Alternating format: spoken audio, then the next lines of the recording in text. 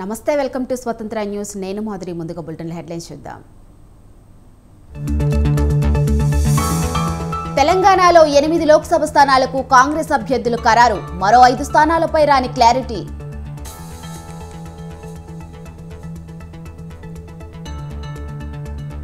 Telangana governor గా బాధ్యతలు స్వీకరించనున్న రాధాకృష్ణన్ ప్రమాణ స్వీకారం చేయించనున్న హైకోర్టు ప్రధాన న్యాయమూర్తి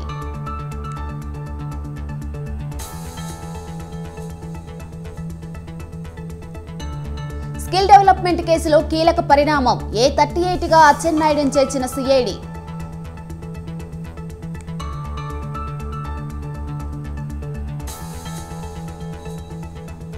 నేడు 4వ రోజు ఎమ్మెల్సీ కవిత విచారణ కీలక ఆధారాలు రాబట్టనున్న ఈడీ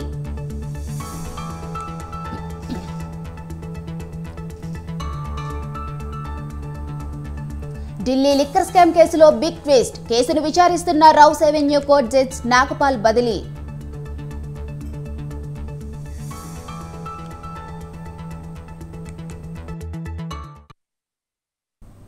ఇక డీటెయిల్స్ చూస్తే ఈ నెల 27న ఇడుపులపాయ నుంచి సీఎం జగన్ బస్సు యాత్ర ప్రారంభం కానుందని సజ్జల రామకృష్ణారెడ్డి తెలిపారు. సిద్ధం సభలు జరిగిన ప్రాంతాలు కాకుండా మిగిలిన ప్రాంతాల్లో బస్సు యాత్ర జరుగుతుందన్నారు. సిద్ధం సభలో లక్షలాది మంది పాల్గొన్నారన్నారు. మేనిఫెస్టోలో 99% అమలు చేశామన్నారు. మోహన్ రెడ్డి గారు బస్సు యాత్ర ఇడుపులపాయ నుంచి ఉత్తరాంధ్ర వరకు నిర్వహించాలని తలపెట్టింది పార్టీ. క్రాస్ రూట్స్ లో కింద ఆల్రెడీ మేము సిద్ధం, మా బూత్ సిద్ధం అని చెప్పి బూత్ స్థాయిలో కూడా ఎక్కడికెక్కడికి బూత్ కమిటీలు ఫామ్ కావడము.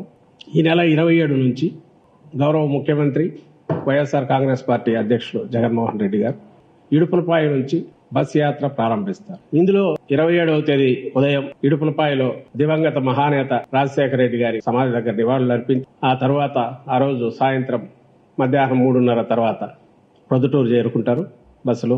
అక్కడ తొలి ఈ మేమంతా సిద్ధం సభ జరుగుతుంది.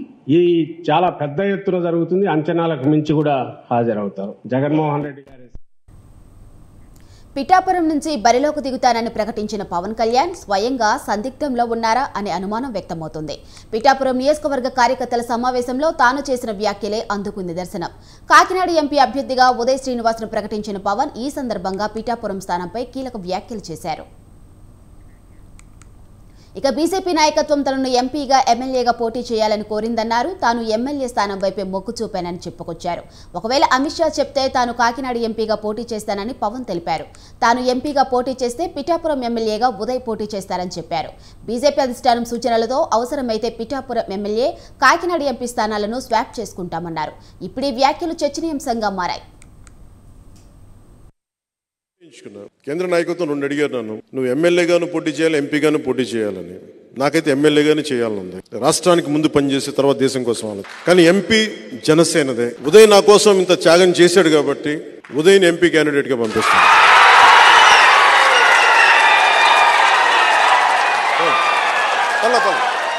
అంటే నాతోటి నన్ను వద్దనుకొని వెళ్ళిపోయిన వాళ్ళు తప్ప నేను ఎవరిని వద్దనుకోలేదు జీవితంలో ఇప్పుడు దాకా. ఒకసారి నా స్నేహం, నా ప్రేమ చూసిన తర్వాత నన్ను ఎవరికి వదలబోతే కాకినాడ పార్లమెంటు భారీ మెజారిటీతో గెలవాలి. ఇది ఎందుకు చెప్తున్నానంటే ఆయన మాట్లాడితే కూర్చొని పాపం వైసీపీ తరపున ఎంపీ ఆయన కూడా నాకు బాగా తెలుసు సునీల్ గారు. యువ నాయకత్వం చాలా అవసరం. ఒక ఎంపీగా భవిష్యత్తులో కూడా నేను ఒకటే చెప్తాను, ఒకవేళ మోదీ గారు అడిగితే, అమిత్ షా గారు అడిగితే నేను ఎంపీకి వెళ్ళాలంటే మా ఉదయన్ అడిగి స్వాప్ చేసుకుంటాం ఇద్దరం. నేను 2 నిర్ణయించుకున్నాను. కేంద్ర నాయకత్వం 2 అడిగారు నన్ను, నువ్వు ఎమ్మెల్యేగాను పోటీ చేయాలి, ఎంపీగాను పోటీ చేయాలని. నాకైతే ఎమ్మెల్యేగానే చేయాలి.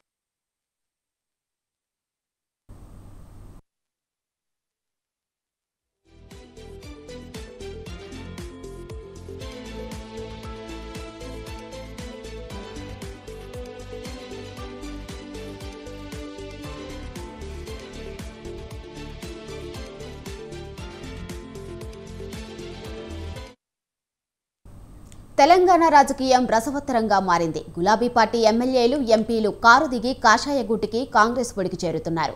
తాజాగా ఎమ్మెల్యే దానం నాగేందర్ కాంగ్రెస్ లో చేరడంతో బీఆర్ఎస్ పని అయిపోయిందనే ప్రచారం మొదలైంది. మరికొందరు ఎమ్మెల్యేలు కూడా గులాబీ పార్టీని వీడుతారనే ప్రచారం మొదలైంది. ఆ జాబితాలో మాజీ మంత్రులు ఎర్రబెల్లి దయాకర్ రావు, శ్రీనివాస్ గౌడ్ పేర్లు ఉండటం గమనార్హం. ఇక తాజాగా త్వరలో బీఆర్ఎస్ ఖాళీ అవుతుందంటూ ఎమ్మెల్యే రామ్మోహన్ రెడ్డి కీలక వ్యాఖ్యలు చేశారు. దానం నాగేందర్, రంజిత్ రెడ్డి మాత్రమే కాదు ఇంకా పలువురు బీఆర్ఎస్ నేతలు ఆ పార్టీని వీడేందుకు సిద్ధంగా ఉన్నారంటూ జోసెన్ చెప్పారు. మన డాక్టర్ రంజిత్ రెడ్డి గారు ఎన్నో సేవా కార్యక్రమాలు గతంలో నిర్వహించడం జరిగింది. మెడికల్ కళాశాల కూడా మన ప్రాంతంలో ఏర్పాటు చేసి చాలా మంది రోగులకు వైద్యం కూడా చేయించడం, అంబులెన్స్ సర్వీసులను కూడా మన ప్రాంతంలో నడిపేయడం, ఎన్నో సేవా కార్యక్రమాలు తను మన ప్రాంతం లోపల చేయడం, నిరుద్యోగులకు కూడా ఉద్యోగ అవకాశాలు కల్పించడం అనేది మనం చూస్తున్నాం. అలాంటి వ్యక్తి మన పార్టీలోకి రావడం అంటే ఎక్కడ చూసినా సరే చర్చ జరుగుతుంది. అంటే మంచి నిర్ణయం తీసుకున్నారని చెప్పి ఇక్కడికి వెళ్ళినా సరే చెప్తున్నారు.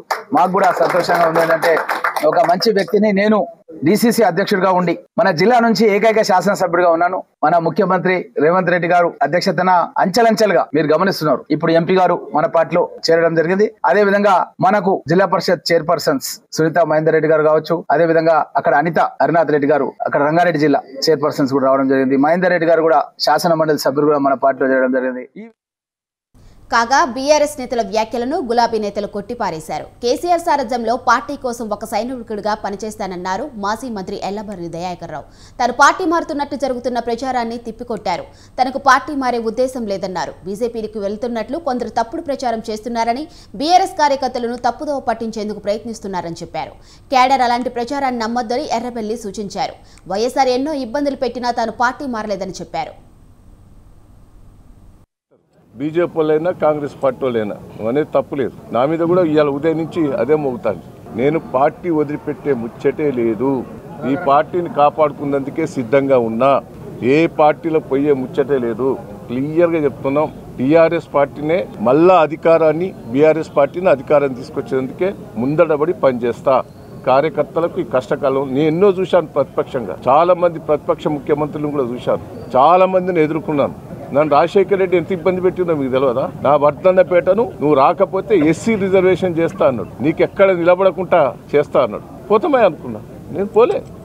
ఎంపీగా ఉన్నప్పుడు నన్ను గుంజే ప్రయత్నం చేసిండు. ఎమ్మెల్యే ఉన్నప్పుడు గుంజే ప్రయత్నం చేసిండు. నేను పోలే. మళ్ళీ నేను పాలకుర్తి ప్రజలు నన్ను గెలిపించిన 3 సార్లు. ఎన్ని ఇబ్బందులు వాళ్ళు పోర్ట్ చేసినా, ఎన్ని ఇబ్బందులు పెట్టినా రాష్ట్రం కానీ కేంద్రం కానీ. ఇక తాను పార్టీ మారుతున్నాడన్న ప్రచారాన్ని ఖండించారు మాజీ మంత్రి శ్రీనివాస్ గౌడ్. తాను పార్టీ మారడం లేదని, బీఆర్ఎస్ లోనే ఉంటానని స్పష్టం చేశారు. కొందరు పనిగట్టుకొని తాను పార్టీ మారుతున్నట్లు ప్రచారం చేస్తున్నారని మండిపడ్డారు. స్వలాభం కోసం కొందరు ఇతర పార్టీలో చేరుతున్నారని చెప్పారు. 16 తారీఖు మార్చి 16 నా బర్త్డే. రాముడు గుడికి పోదామని పోయినాం. రాముని గుడికి పోతే అయోధ్య పోతే బీజేపీ చేరినట్ల. యాదాద్రి కేసీఆర్ గారు కట్టిండ్రు. యాదాద్రికి వచ్చిన వాళ్ళందరూ బీఆర్ఎస్లో చేరినట్లనా? అర్థం కనీసము ఉండాలి కదా. గుడికి పోయడానికి రాజకీయం చేస్తానికి ఏం చెప్పలేము. మా కాన్స్టిట్యూన్సీలో, మా జిల్లాలో కొందరు డబ్బులకు కొనుక్కుంటున్నారు. కొందరు భయపెట్టి లొంగ తీసుకుంటున్నారు. కొంతమంది ప్రాణం పోయినా సరే, ఎన్ని కేసులైనా సరే, జైల్లోకి పోయినా సరే ఈ పార్టీతోనే ఉంటామని చెప్పి నికార్సైనలు ఉన్నారు. ప్రజలు ఉన్నారు, నాయకులు ఉన్నారు, వేల సంఖ్యలో ఉన్నారు. హైదరాబాద్కు వరప్రధాయినిగా ఉన్న మూసీ నేడు ఎందుకు మురికి నదిగా మారింది? నాడు భాగ్యనగరం దాహం తీర్చిన నది నేడు ఎందుకు విషతుల్యంగా మారింది? మూసీ నది పరివాహక ప్రాంతాల ప్రజలు ఎదుర్కొంటున్న సమస్యలు ఏమిటి? ఆ సమస్యలకు పరిష్కారం ఏది? మూసీ నది పూర్తిస్థాయి ప్రక్షాళనపై అసలు నిపుణులు ఏమంటున్నారు? Watch the story.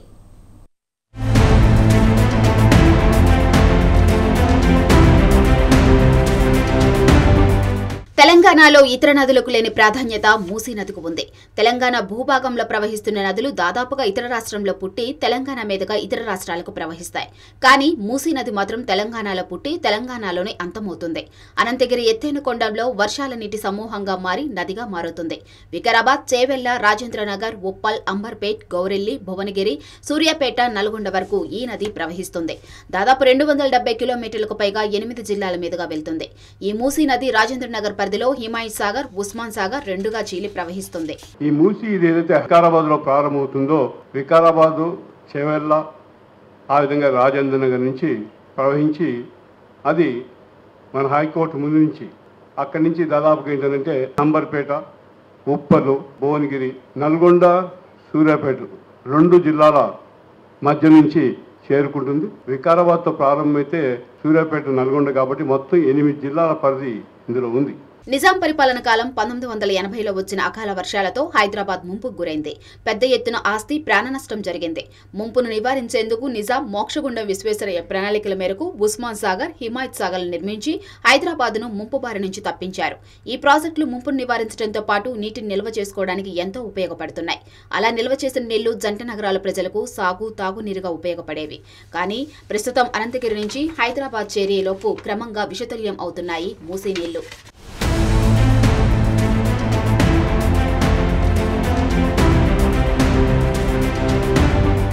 అంతేకాక హైదరాబాద్ నుంచి దిగువకు నది ప్రవహించే కొద్దీ మూసీ నదిలో నీటి కాలుష్యం అంతకంతకు పెరిగిపోతుంది. దీనికి ప్రధాన కారణం నగరం వేగంగా విస్తరించడం, నదీ పరివాహక ప్రాంతంలో ఎక్కువగా కాలుష్యం వెదజల్లే పరిశ్రమలు పెరిగిపోవడం, వాటి నుంచి వెలువడే వ్యర్థాలు భూమిలోకి వెళ్లడం, నగర ప్రజలు ఉపయోగించే నీరు డ్రైనేజీ నాలాల ద్వారా మూసీ నదిలోకి చేరుతుంది. దీంతో మూసీ నదిలో ఒకప్పుడు నదీ ప్రవాహం ఉంటే ప్రస్తుతం మురుగునీటి జీవన నదిగా మారింది. మూసీ నది సుమారు అర్ధ శతాబ్దం నుంచి కాలుష్యంతో సహజీవనం చేస్తుంది. మూసీ నది కొందరికి బతుకు తెరువుని ఇస్తే మరికొంతమందికి శాపంగా మారుతుంది. మూసీ పరివాహక ప్రాంతం ప్రజలకు వ్యవసాయానికి నీరుగా, పశువులకు గ్రాసంగా ఉపయోగపడుతున్నప్పటికీ మరోవైపు ఇబ్బందులు ఎదుర్కొనే వారి సంఖ్య అదే రీతిలో ఉంది. కొందరికి చర్మ సమస్యలు, పశువుల పాలు, పండించిన పంటల్లో నాణ్యత లోపించడం, ఆరోగ్య సమస్యలు రావటం, వాయు కాలుష్యం, భూగర్భ జలాలు కలుషితం సమస్యలుగా మారుతున్నాయి. దాదాపుగా 180 గ్రామాలు, 1,00,000 ఎకరాలకు పరివాహకంగా మూసీ నది ప్రవహిస్తుంది. ఈ రోజు ఈ మూసీ నది ఏదైతే శుద్ధీకరణ అని గతంలో ప్రభుత్వాలు రాజశేఖర రెడ్డి దమనం నుంచి మొదలు పెట్టుకొని ఏదో తూతు మంత్రంగా చేసుకొని ప్రతి ప్రభుత్వం వచ్చినప్పుడు ఒక గిఫ్ట్ రూపంలో ఎంఐఎంకి ఇచ్చేసి వాళ్ళకు ఏదో మీరు రాసుకోండి రాబోయే బిల్లు రాసుకోండి, మాకు డబ్బులు పంపించేసేయండి, శుద్ధీకరణ అయిపోయింది, రబ్బర్ డ్యామ్ పేరు మీద, దాని పేరు మీద, దీని పేరు మీద దండుకోవటం తప్ప పేదవాళ్ళకు కానీ సిటీ ప్రజలకు కానీ ఏ మాత్రం దానికి ఏది బెనిఫిట్ కాకుండా నడుస్తుంది. నగర అభివృద్ధి వేగవంతమయ్యే కొద్దీ నదీ పరివాహక ప్రాంతాలు ఆక్రమణలకు గురవుతూనే ఉంది. అందుకే వర్షాకాలంలో జంట నగరాల్లో వర్షాకాలం ప్రాణ నష్టం, ఆస్తి నష్టం సంభవిస్తూనే ఉన్నాయి. మరోవైపు మురికినీటి ప్రవాహంతో దోమల బెడ తీవ్రంగా ఉండటమే కాక దుర్వాసన, పశువులకు గర్భస్రావాలు జరుగుతున్నాయి. పశుపోషణ గడ్డి, పశువులను శుభ్రం చేసేందుకు మూసీ నదిలోకి దిగేవారు ఆముదం పూసుకొని నీళ్లలో అడుగుపెట్టే పరిస్థితి అంటే నీళ్లు ఎంత కాలుష్యంగా ఉన్నాయో, ప్రజలు ఎంత ఇబ్బందులు ఎదుర్కొంటున్నారో స్పష్టమవుతుంది. దీంతో పాటు వ్యర్థ రసాయనాల వల్ల నదిలి ఆనుకొని ఉన్న ఇండ్లలో ఇనుము త్వరగా తుప్పు పట్టడం, ఇండ్లలోని ప్రజలు శ్వాస సంబంధిత రోగాల బారిన పడడం ఆందోళన కలిగిస్తుంది. మేము స్వయంగా అడిగాం మత్స్య కార్మికుల్ని, మీరు చెరలో దిగుతారు కదా, దిగిన తర్వాత మీ పరిస్థితి ఏమిటంటే ఇంటికి వచ్చి విపరీతమైనటువంటి దురదే కాదు, ఈ వెంట్రుకలను నూసిపోతున్నాయి, మీరు ఒకసారి సర్వే చేయండి.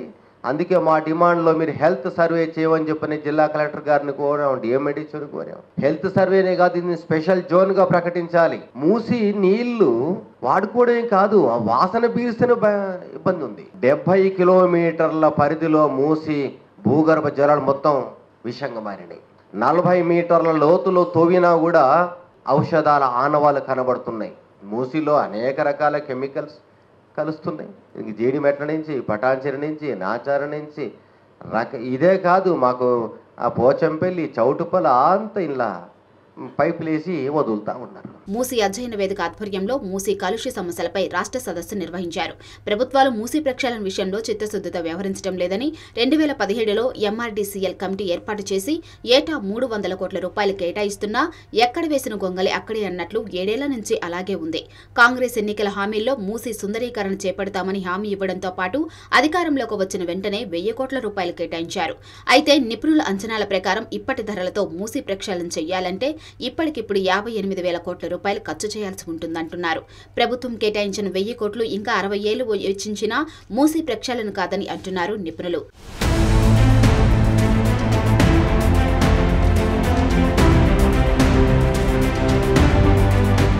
మూసీ ప్రక్షాళన అంశం ఇప్పటిది కాదని, ఇది 2.5 దశాబ్దాల క్రితమే మొదలైంది. చంద్రబాబు హయాంలో నందనవన ప్రాజెక్టు పేరిట 1997లో ప్రణాళికలు పూర్తి చేసి ప్రభుత్వం ప్రత్యేక చొరవ చూపింది. అనంతరం వచ్చిన వైఎస్ ప్రభుత్వం కూడా ఆ దిశగా అడుగులు వేసింది. అనంతరం కేసీఆర్ ఇలా ఎన్ని ప్రభుత్వాలు వచ్చినా ఇంకా అలాగే మూసీ పరిస్థితి ఉందనే విమర్శలు ఉన్నాయి.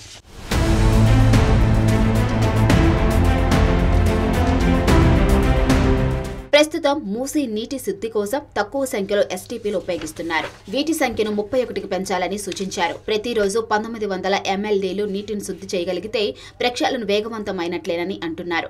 మరోవైపు మూసీ ఇరువైపుల 50 ఫీట్ల లోపు ఉన్న ఇండ్లను మార్కు చేయడం పట్ల వారందరూ నిర్వాసితులయ్యే ప్రమాదం ఉందని సిపిఎం సిటీ సెక్రటరీ శ్రీనివాస్ చెప్పారు. ఎస్టీపీల పనితీరు ఎంత ఉంది, ఏ మేరకు అవి ట్రీట్మెంట్ అవుతుంది, ఒక 1900 MLDల మురుగునీటిని ప్రతిరోజు శుభ్రం చేయగలిగే పరిస్థితి వస్తే మూసీ అనేది పరిశుభ్రంగా మారుతుంది. కానీ అంత స్థాయిలో అంత కెపాసిటీలో కావాల్సిన ఎస్టీపీల ఏర్పాటు జరగాలి.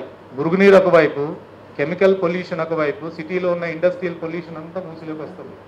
అది కూకట్పల్లి నుంచి, జీడిమెట్ల నుంచి, బటాన్ చెరువు నుంచి పైప్ లైన్ లేచి పైపుల్లోనే వస్తున్నాయి. అవన్నీ వచ్చి అంబర్పేట దగ్గర కంప్లీట్ గా మూసీలో కలిసిపోతున్నాయి. మూసీ నుంచి విముక్తి కలగాలంటే నదీ ప్రక్షాళన చేస్తూనే భువనగిరి నుంచి దిగువ ప్రాంతాల ప్రజలకు త్రాగు, సాగునీరు అందించేందుకు గోదావరి నీరు బస్వాపూర్ రిజర్వాయర్ ద్వారా, మరోవైపు శామీర్పేట నుంచి బీబీనగర్ మీదుగా భువనగిరి, సూర్యాపేటలకు కెనాల్స్ నిర్మించాలన్నారు. ఇక కృష్ణానది నీటిని వికారాబాద్, రాజేంద్రనగర్ పరిసర ప్రాంతాలకు అందించేలా ఏర్పాట్లు చేయాలన్నారు. మూసీ నది కాలుష్య సమస్య కొందరికి మాత్రమే పరిమితం కాదని, పరోక్షంగా ఎందరో ఇబ్బందులు పడుతున్నారన్నారు.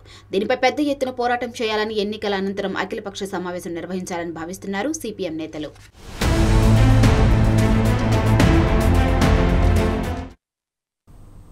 ఫోన్ ట్యాపింగ్ కేసులో మాజీ డీఎస్పీ ప్రణీత్రావు లీలలు ఒక్కొక్కటిగా బయటకు వస్తున్నాయి. ఈ కేసును విచారిస్తున్న స్పెషల్ టీంకు దిమ్మ తిరిగే నిజాలు తెలుస్తున్నాయి. వందల కొద్ది రాజకీయ ప్రముఖుల ఫోన్లను ట్యాప్ చేసిన ప్రణీత్రావు వాటి ఆధారాలను చెరిపివేసినట్లు పోలీసులు గుర్తించారు. సరిగ్గా ఎన్నికల ఫలితాలు వెలువడయ్యే రోజు ట్యాపింగ్ డేటా ఉన్న హార్డ్ డిస్కులను ధ్వంసం చేసినట్లు విచారణలో తేలింది. అయితే ఈ వ్యవహారంలో బీఆర్ఎస్ కీలక నేత ఓ మీడియా సంస్థ యజమాని ఉన్నారనే వార్తలు రావడం సంచలనంగా మారింది.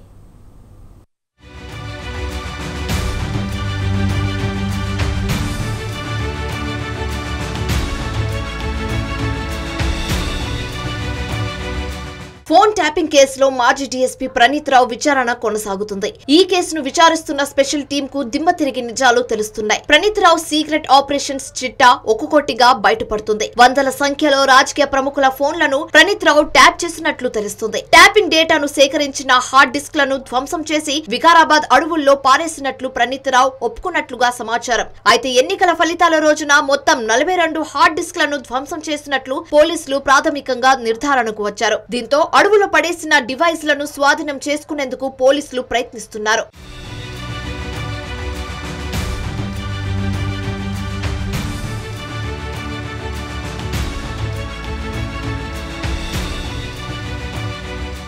మరోవైపు ప్రమోషన్ ఆశ చూపించి కింద స్థాయి సిబ్బందితో ప్రణీత్రావు ఈ ట్యాపింగ్ వ్యవహారం అంతా నడిపించినట్లు తెలుస్తుంది. సర్వీస్ ప్రొవైడర్ల అనుమతి లేకుండానే ప్రైవేట్ వ్యక్తుల ఫోన్లను ట్యాపింగ్ చేసినట్లుగా గుర్తించారు. అంతేకాదు బీఆర్ఎస్ ముఖ్య నేత ఆదేశాలతో ఈ ట్యాపింగ్ వ్యవహారం నడిపించారనే వార్తలు వినిపిస్తున్నాయి. ఓ మీడియా సంస్థ యజమాని ఇచ్చిన 100 ఫోన్ నంబర్లు ట్యాప్ చేసినట్లు పోలీసులు అనుమానిస్తున్నారు. మరోవైపు ట్యాపింగ్ కోసం హైదరాబాద్ తో పాటు వరంగల్, సిరిసిల్లాలో సర్వర్లతో వార్ రూమ్లు ఏర్పాటు చేసుకుని 50 మంది సిబ్బంది 100 ఫోన్లు ట్యాప్ చేసినట్లుగా పోలీస్ విచారణలో బయటకొచ్చింది. మీడియా సంస్థ యజమాని వద్ద కూడా సర్వీస్ ను ఏర్పాటు చేసినట్లుగా పోలీసులు ప్రాథమికంగా గుర్తించారు.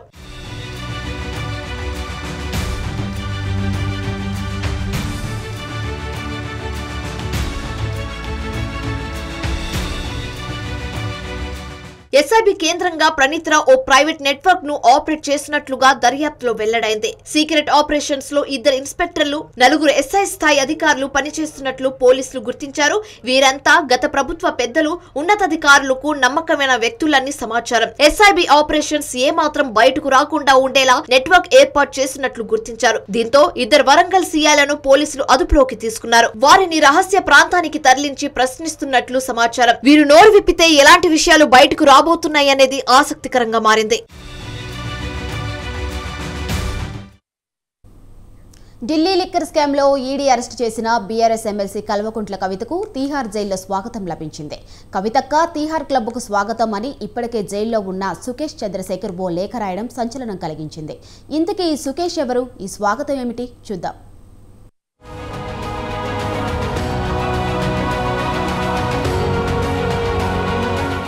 సుకేష్ చంద్రశేఖర్ 200 కోట్ల మనీ లాండరింగ్ కేసులో ప్రధాన నిందితుడు. తను ఢిల్లీ ముఖ్యమంత్రి అరవింద్ కేజ్రీవాల్ కుట్ర బాధితుడని చెప్పుకునే సుకేష్ ప్రస్తుతం ఢిల్లీలోని మండోలి జైల్లో ఉన్నాడు. సుకేష్ చంద్రశేఖర్ కవితను అక్కయ్య అని ప్రస్తావిస్తూ తీహార్ క్లబ్ కు స్వాగతం అని లేఖను రాసి మళ్లీ వార్తల్లో ఎక్కాడు. తీహార్ జైల్ క్లబ్ లో త్వరలో మీరు కూడా సభ్యులు కాబోతున్నారు కదా, స్వాగతం అని సుకేష్ చంద్రశేఖర్ కవితకు లేఖ రాశాడు. ఢిల్లీ ముఖ్యమంత్రి అరవింద్ కేజ్రీవాల్ గురించి మరింత సమాచారం వెల్లడించాలని ఆ లేఖలో కవితకు సూచించాడు.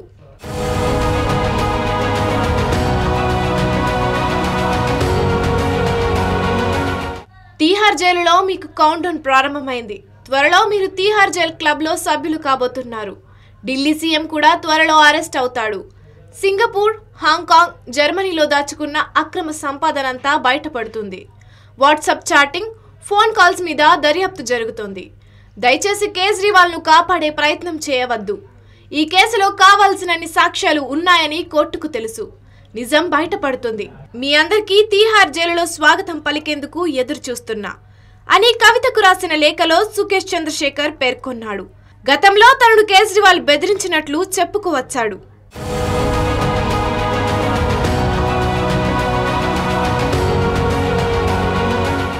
200 రూపాయల కోట్ల మనీ లాండరింగ్ కేసులో ప్రధాన నిందితుడైన సుకేష్ చంద్రశేఖర్ పై ఎన్నో ఆరోపణలు ఉన్నాయి. జైలు సూపరింటెండెంట్ కే లంచం ఇచ్చి జైలులోనే సెల్ ఫోన్లు, ల్యాప్టాప్లు, ఖరీదైన దుస్తులు, ఇతర సౌకర్యాలు పొందడంతో పాటు జైలు గదిని 5 స్టార్ హోటల్ గా మార్చేశాడని ఆరోపణలు ఉన్నాయి. మనీ లాండరింగ్ కేసు ఎదుర్కొంటున్న నటి జాక్వెలిన్ ఫెర్నాండెజ్ ను బెదిరిస్తూ సుకేష్ లేఖ రాయడంతో ఆమె పోలీసులకు ఫిర్యాదు చేశారు. సుకేష్ బెదిరింపుల నుంచి రక్షణ కల్పించాలని కోరుతూ జాక్వెలిన్ ఇటీవల ఢిల్లీ కోర్టును ఆశ్రయించింది.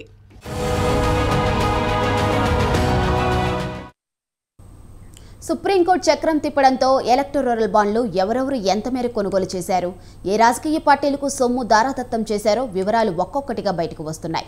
15 కార్పొరేట్ సంస్థలకు చెందిన ప్రముఖులు 2 కోట్ల రూపాయల నుంచి 35 కోట్ల రూపాయల విలువైన ఎలక్టోరల్ బాండ్లు కొనుగోలు చేసి వివిధ రాజకీయ పార్టీలకు నిధులు సమకూర్చిన విషయం వెల్లడైంది.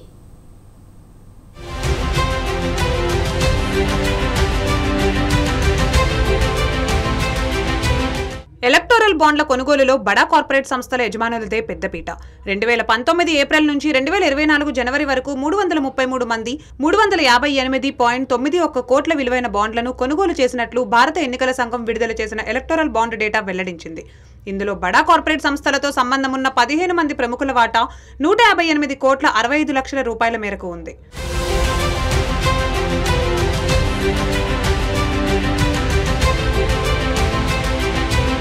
లక్ష్మీ నివాస్ మిట్టల్ 35 కోట్ల రూపాయలు.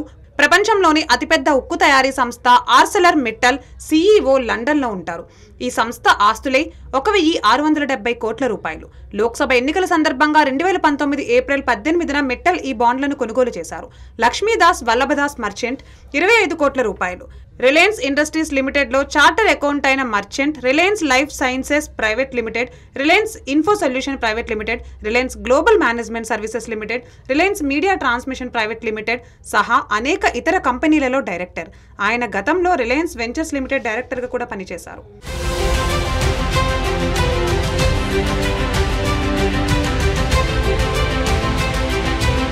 రాహుల్ భాటియా 20 కోట్ల రూపాయలు. భారతదేశపు అతిపెద్ద విమానయాన సంస్థ ఇండిగో ప్రమోటర్ భాటియా 2021 ఏప్రిల్లో తన వ్యక్తిగత హోదాలో 20 కోట్ల రూపాయలు విలువైన బాండ్లను కొనుగోలు చేశారు.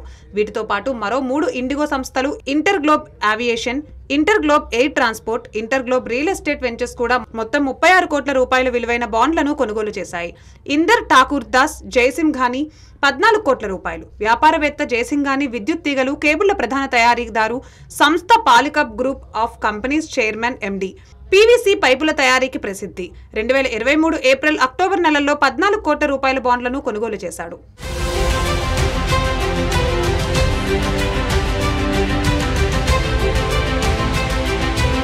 రాజేష్ మన్నాలాల్ అగర్వాల్ 13 కోట్ల రూపాయలు.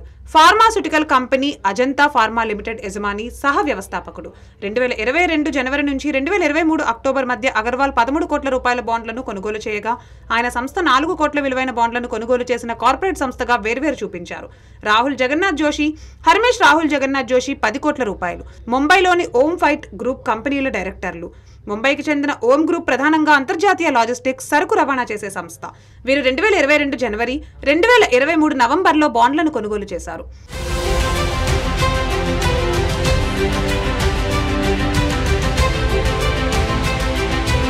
బైకోనో ఫార్మా కంపెనీకి చెందిన కరుణ్ మంజుదార్ షా 6 కోట్ల రూపాయలు, మైనింగ్ బిజినెస్ కు చెందిన ఇంద్రాణి పాఠక్ 5 కోట్ల రూపాయల బాండ్లు కొనుగోలు చేశారు. యోధా గ్రూప్ చైర్మన్ దేవాన్సా ల్యాబ్ సంస్థ చైర్మన్ కంచర్ల సుధాకర్ 5 కోట్ల రూపాయల ఎలక్టోరల్ బాండ్లను 2023 ఏప్రిల్ 12న కొనుగోలు చేశారు. కోల్కతాకు చెందిన సీరాక్ infra project director Abhijit Mishra 4 కోట్ల 25 లక్షల రూపాయలు విలువైన బాండ్లు కొనుగోలు చేశారు. బెంగాల్ కు చెందిన జేఆర్ ఆగ్రో సంస్థ జేఆర్డి రియాలిటీ సంస్థ డైరెక్టర్ సరోజిత్ కుమార్ డే 3.4 కోట్ల రూపాయల విలువైన బాండ్లు కొన్నారు. Srinath Sthapatya India limited director Prakash Balwant Mangani 3 కోట్ల విలువైన బాండ్లు, నిర్మల్ కుమార్ బత్వాల్ 2 కోట్ల బాండ్లను కొనుగోలు చేశారు.